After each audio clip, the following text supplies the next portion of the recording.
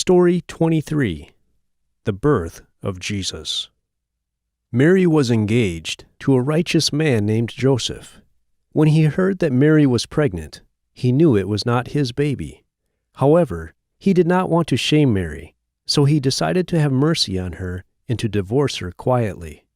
But before he could do that, an angel came to him in a dream and spoke to him. The angel said, "Joseph, do not be afraid to take Mary as your wife. The baby that is in her is from the Holy Spirit. She will give birth to a son.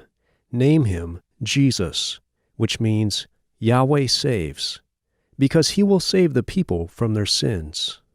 So Joseph married Mary and took her home as his wife, but he did not sleep with her until she had given birth. When the time was near for Mary to give birth, she and Joseph made a long journey to the town of Bethlehem. They had to go there because the Roman officials wanted to count all the people in the land of Israel. They wanted everyone to go to where their ancestors had lived.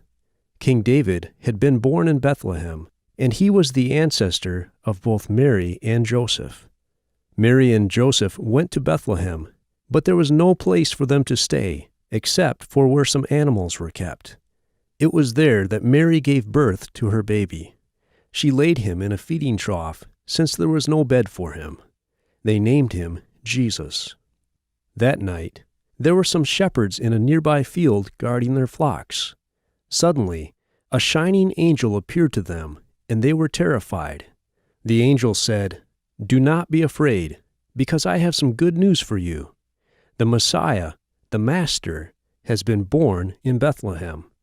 Go search for the baby, and you will find him wrapped in pieces of cloth and lying in a feeding trough." Suddenly, the skies were filled with angels. They were praising God. They said, "May all honor be to God in heaven. May there be peace on earth to the people he favors." Then the angels left. The shepherds also left their sheep to look for the baby.